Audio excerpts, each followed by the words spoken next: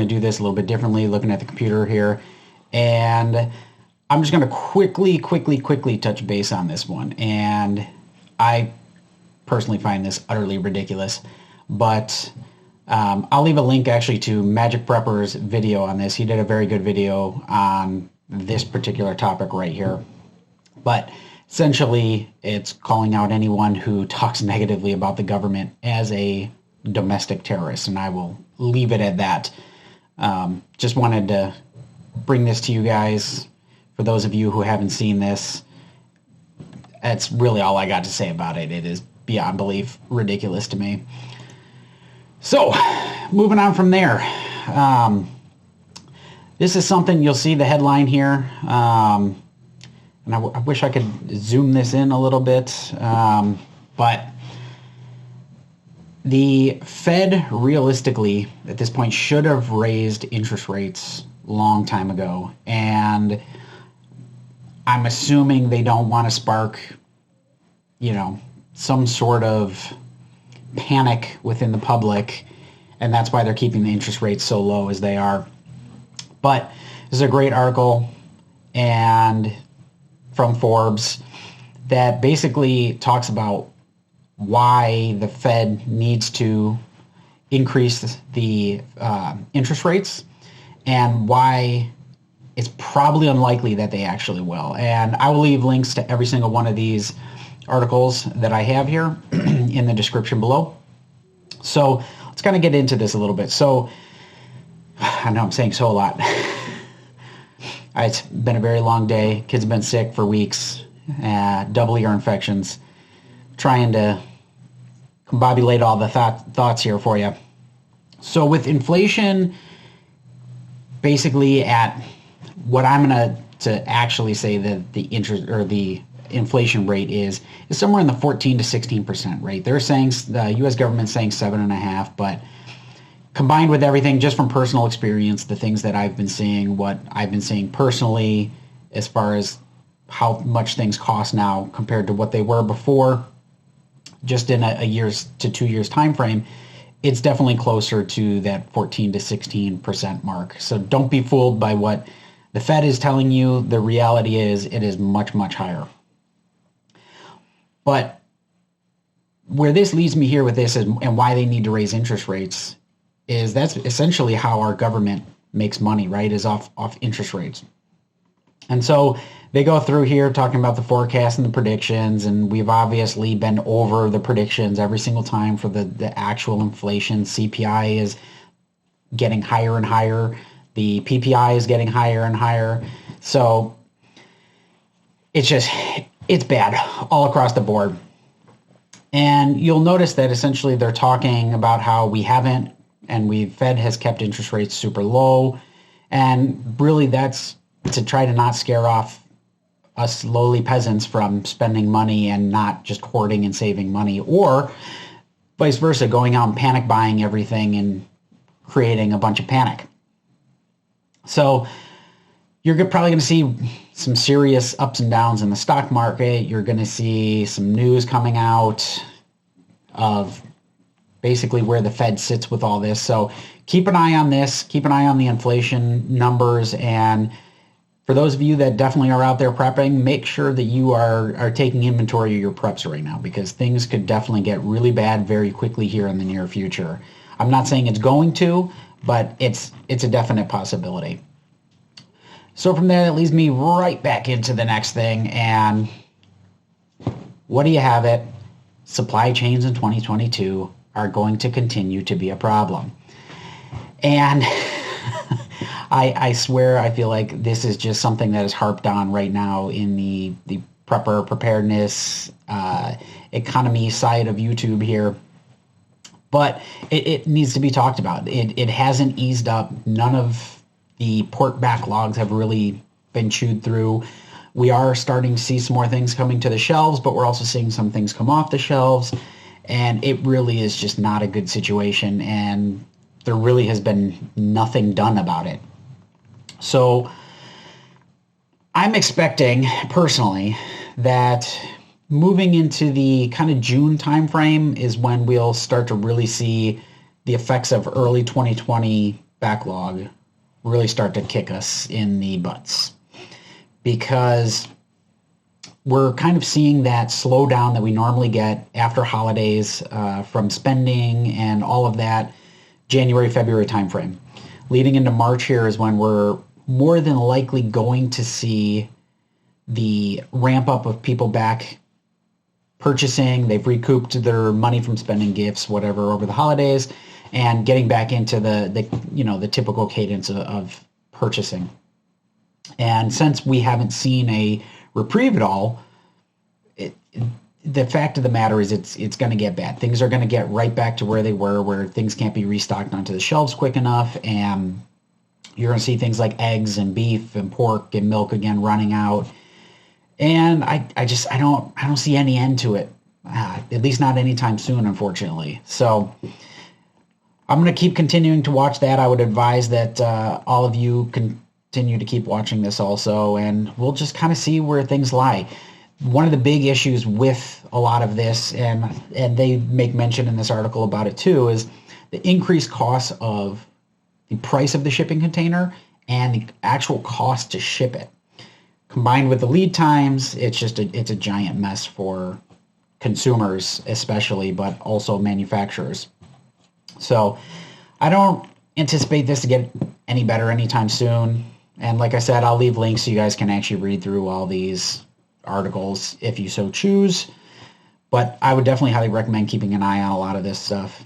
And hopefully the audio is okay in the video. I'm trying to set up OBS to allow me to record and for streaming and changing the settings around here. And eventually here I'll get my podcasting setup moved over to this computer so that I can actually start recording with some better audio here for you guys. So that leads me into what they're now seeing in China and Hong Kong with the way that China has been doing the COVID restrictions, which is essentially a zero COVID policy. They're actually physically locking people into shopping centers, into stores, into schools, if there's one case found there. And essentially the zero COVID rule is no one can leave. Wherever you're locked in, no one can leave there until you have 0 confirmed positive cases of COVID. So what's happening with that is we're seeing places like Hong Kong and China stockpiling food and groceries and essentially panic buying, which is never a good thing. For those of us who got to live through 2020 panic buying and the great, I'm going to start referring to it as the great TP shortage of 2020. Still ridiculous for a virus that is mostly respiratory. We are stockpiling TP, and I'm just gonna leave that one there. I don't want to get into talking about people too much on that one. My mom always said, if you ain't got nothing nice to say, don't say nothing at all. So with the zero COVID policy, Hong Kong, China, and I'm assuming pretty much all of China and Hong Kong are having these currently, because we actually saw with the Olympics that they were doing a very similar or the same kind of zero COVID policy. This is going to actually add to U.S. shortages. And people don't understand this. China is actually one of the largest exporters to the United States for food. Now, that may seem odd when you're driving around rural U.S. We actually export a lot of that. A lot of that is feed corn, also for beef and pork. So most of the United States food is actually imported. And I'm hoping that changes, but maybe not most, but a lot of the food that you get from the grocery store is actually imported from places like China. And so if there's panic buying happening in Hong Kong, we know there's panic buying happening in China. We know that the Chinese government is telling their citizens to start stockpiling food. And I'm assuming that has to do with the zero COVID policy here. So let's see, what do we got here? A 42-year-old woman right here. This pretty much says it all, right? It feels like the government isn't prepared at all. ordinary citizens only have to look out for ourselves. Now, this should really ring true with a lot of you out there. And hopefully it does. And for those of you who it doesn't, really read that sentence. Because here in the United States, with things we're seeing currently right now in Canada, the government doesn't care about you. The government doesn't care if you have food, doesn't care if you have shelter, doesn't care if you have a job. It really doesn't care about anything. It only cares about functioning. And the people in it only care about themselves and what's going to sustain them. So really, you need to be focusing on yourself and making sure that you have the necessary goods and resources to take care of you and your family. And that's what I love about that sentence. This is someone who comes from communist China, well, in Hong Kong specifically, and is saying stuff that a lot of us in the preparedness community say all the time, is self-reliance and working towards being more self-reliant, because really the only one who cares about you is you. And we really need to start taking more personal responsibility in our lives. And I know I'm going to say so at least 100 more times. We could probably make a drinking game out of it. So for those of you who enjoy going through the videos and marking that stuff, I get a lot of fun negative comments about don't say this, don't say that, whatever. I really don't care. Say what you want to say. I speak how I speak. It is what it is. And after a full day's work trying to shoot a video here, I'm going to say so a lot because my brain is working faster than my mouth can at this point. So that leads us into the next thing. And this is something that has just kind of been, spoken about for, I don't know, the last decade realistically. People in the climate change want to talk about it. But we really are looking at a potential global food crisis here in 2022, moving into 2023 especially, because the price of feed and the price of fertilizer have skyrocketed. It is 400% increase on both of those products, which is pretty much everything that you use to grow your corn, grow your soy, grow all your crops. And the feed is what you use for your chickens and your cows and pigs. So the fact that that stuff's up 400%, there's only so much that the farmers and the ranchers can eat out of that with profits and how much they're charging for things before it really starts to spill over into our side, consumer side of it. With that being said, I really highly recommend for those of you who have local farmers markets, who have cattle, beef farms, pork, chicken, whatever, local farmers, really shop local if you can. Buy a cow, buy half a cow. If you need to get a bunch of people to buy a whole cow and you split it 8 ways, you pay for the butcher to process it however you want. People really need to start getting into that habit and supporting local farmers and U.S. farms for that matter. So I got an eyelash stabbed me here in the eyeball. And I'm not going to go through this whole thing because it's a very kind of statistic heavy article, but I'll just give you the quick little roundup here. And that is purchasing power parity. And this is essentially world GDP, looks at all the countries. And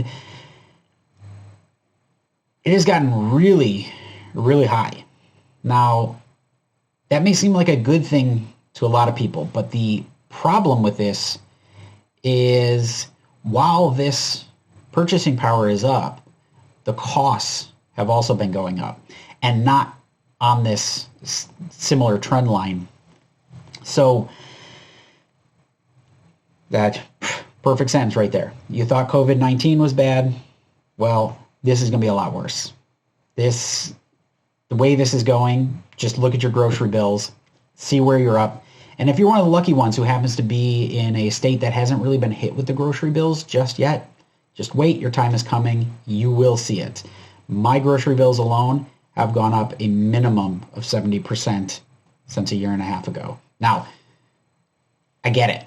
That doesn't seem like a lot when you're talking 70 cents here, 70 cents there, right? It's pennies to some people. But to those of us who work for a living and who have a family to support, prime example, 1 gallon of milk is now $1 more for me. I buy 3 gallons every week on average.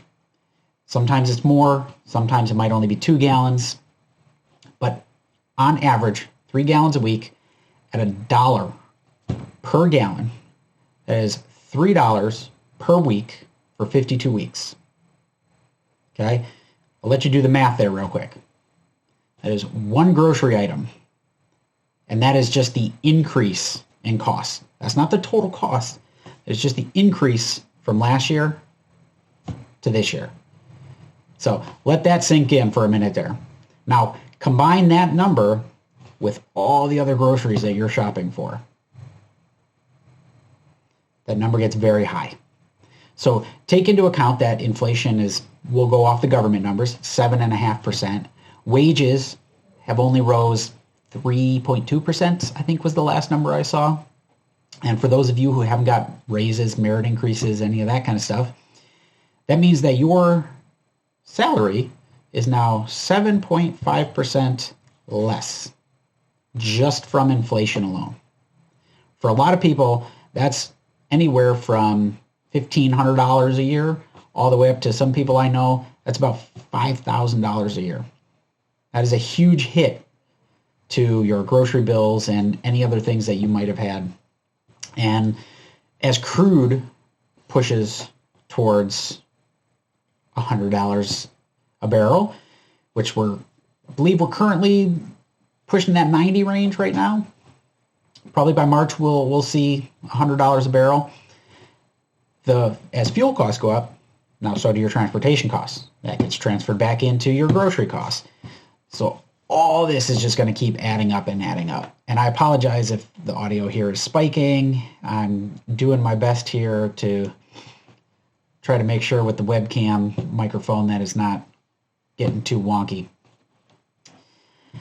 All right, so that leads us into here. And I'm sure many of you have seen the grocery shelves like this where there is just whole shelves that are barren. Or you have one product stacked side by side on the shelves with nothing behind it to make it look like there's more product than there actually is. And this is not a very old article. I meant to have all this stuff out for you actually last week. Obviously that didn't happen. Life kind of comes at you fast sometimes, and still dealing with a bunch of medical bills and all that other fun stuff. So trying to finagle all that and keep my head above water and still try to get stuff out to you guys. Doing the best I can, and I will continue to try to keep pumping out as much content as I can for you guys in the time that I have. So they're talking about hunger in America getting worse because of supply chain tightening. Well, we already have a hunger in America problem, and it's pretty pathetic and sad that our media never really talks about it. CNN this is the perfect article from one of the most hypocritical news sources in America, in the world probably. And the fact that they're talking about this now when the supply chain's bad, but they don't talk about it when I think something like 40% of all Americans are on SNAP, which is the government food assistance program. Let that sink in. 40%. And I could be wrong on my number. You guys can fact check me. It might be higher, might be a little bit less, but I think the last time I saw it was about 40% of the United States is on some sort of SNAP program. So that means people in America are already hungry.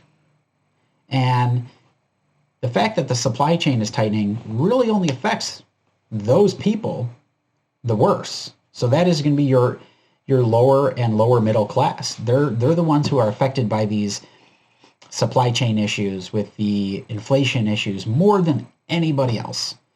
You think the top 1% is going to care if eggs go up from $3 to $6? That's literally less than pennies to them. But to the working family where both parents are working and they have kids in school, that $3 is a lot of money, and it adds up very, very quickly. So I just wanted to point out this article. They're talking about how hunger could get worse because of the supply chains. And this, to me, really says it all, right?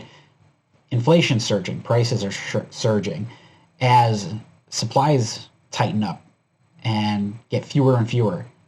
Just drives the prices up even more.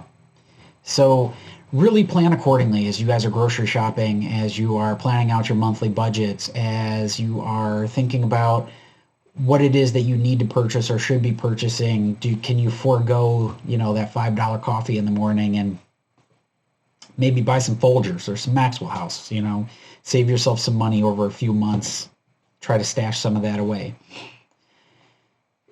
It really just does not look good. And when you have someone like CNN who likes to avoid these topics as much as humanly possible, actually bringing light to this, and I'll give CNN business, they do a little bit better than CNN proper, but the only people that these prices are really hurting is you and me, the average citizen. And the fact that the prices in the grocery stores are as bad as they are right now, and the fact that they're still getting worse, and the supply chain hasn't been fixed, it hasn't. And that leads me into one thing that a lot of people have commented on previous video about. They like to say that there is no trucker shortage. Well, I'm going to tell you that is a flat out lie, because the fact of the matter is, while there may be truckers out there, and while there may be truckers moving goods, and there may be plenty of them out there, the reality is there are not enough truckers to handle the backlog that we have. There just isn't.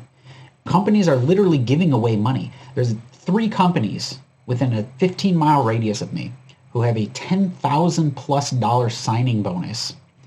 They're giving you full benefits, and right away. For most trucking companies, you have to be at the company 90 days. And what's the other restriction? Usually it's 90 days, and they have some other restrictions for benefits and whatever. They're literally giving you day one benefits. I know one is a $10,000 signing bonus, one's a $15,000 signing bonus, and one is anywhere from $7,500 to $12,500 signing bonus. There's 3 companies within a 15-mile radius of me that are offering that.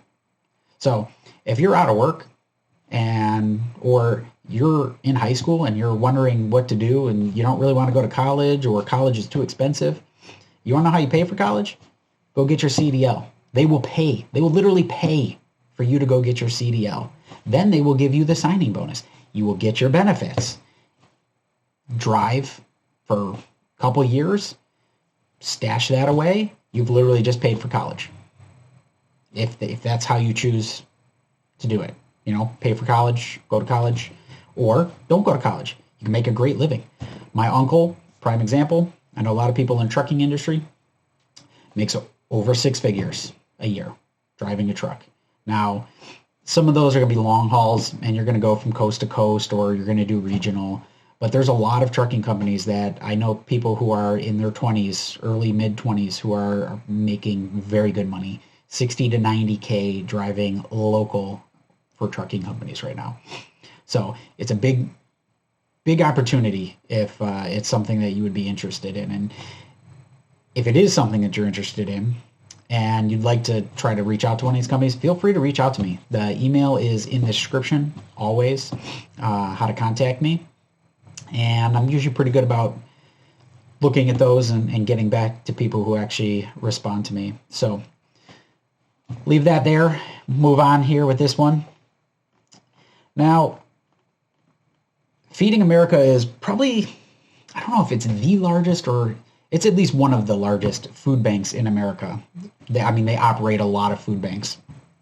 And yeah, so here we go. So they're talking 42 million Americans. That's 1 in 8 have some sort of food insecurity. That could be the SNAP stuff. It could be not having school lunches, whatever the situation may be. That is a massive number. To put that in perspective, there's 330 million, roughly, people in the United States. 42 million that we know of have some sort of food insecurity. Now, you remove food from the shelves and remove food from the supply chain, that number is just going to get worse. It really is. So I'm not going to go into the rest of this, but you can read through here. You can talk about they talk about the America Rescue Plan, which was horrible, and they're trying to claim that it actually cut poverty and food stuff, but the fact of the matter is all it did was increase inflation and really didn't do too much for a lot of people. Now, maybe the bottom 1% of the bottom 1% it helped, but it really was not something that ultimately made a massive difference like they claimed it would. But I'll leave that there. It's in the description for you guys to read through if you want to read through it. And really the last thing I'm going to talk about on this one is the housing shortage. And I think it was something like 400,000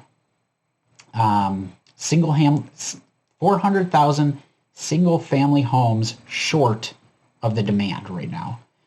And that may not seem like a lot when you're talking 330 million people in the United States. But the fact of the matter is, these are people who are looking to buy, whether it's a first home or to upgrade from an apartment to a home or condo to a home, whatever. There is over 400,000 people trying to get into a home, but there are not enough homes for them to get into. Now, many of you are probably going to go onto Zillow or say like, hey, there's homes here, there's homes there. Now, the problem with that is the home prices over the last year and a half have gotten so inflated that no one can afford it. What used to be a $300,000 house is now a $450,000 house. And you have companies like BlackRock, Blackstone, all these other hedge funds coming in, scooping these up, paying, $50,000, $100,000 more than asking price so that they can rent it out. Why? Homes are an asset. The hedge funds and governments, they don't want you to own anything. So they're going to buy up as much as they can, and they're going to rent it to you because they're going to hedge their bets that the dollar might crash. Fine by them. They've got homes that they can rent out. You're going to need a place to live. You're going to rent the home from them. It's a tangible asset that they can have that is never going to depreciate realistically for them. It only has upside. So if you have ever thought about buying land, buying property, buying home, you really should, because it's one of those assets that unless we have a massive, massive housing market crash and I'm talking worse than what we had in 2009, you're really never going to be underwater on a home. So keep that in mind. And as we're sitting here talking about the Fed and interest rates, interest rates have been record lows for basically a decade now. And eventually they're going to have to go up. It's the only way the Fed's going to be able to maintain status quo and keep our economy moving forward. So if you're thinking about buying a home, you really should look at it now. Rates are low. If you can find a home or land that's reasonably priced, even if it's just land, even if you can only afford to buy some land and then you got to still rent, whatever, buy the land. Eventually things will kind of slow down, come back to normal unless we, see some black swan event or some serious SHTF scenario like a World War III. But still, even then, you hold on to the land. The land is yours. You can go camp out on there, park on there if you need to. But eventually you could build a home if things kind of ever take a turn for the better, right?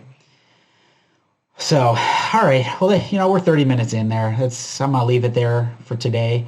And I'm going to keep trying to get, content out to you guys. I'm going to try to keep an eye on everything going on. And the last little thing I'll throw out there is don't believe what you see in the media with the Ukraine-Russia stuff, because the reality on that is it really looks like the U.S. is trying to push for World War III. And I don't know why. The only thing I can think is Democrats realize Biden is a disaster, and the polls are showing just how terrible he is right now. And economy's getting worse, inflation's getting worse, housing market's terrible, gas prices are going up. It's bad.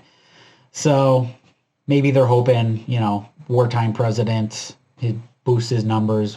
I don't know. It's a terrible thought, but just kind of ignore most of the fluff that you're hearing from the U.S., especially around that incident. And I'll do my best to try to get some real real information for you guys as much as I can from military friends. And that's really all I got for you today. So thank you for tuning in. I know this was a long one today, but I had a lot of content I wanted to get, and I kind of mushed it into one video that realistically should have been 2 videos for you guys. So until next time, this is Brian with Foxfire Army, signing off.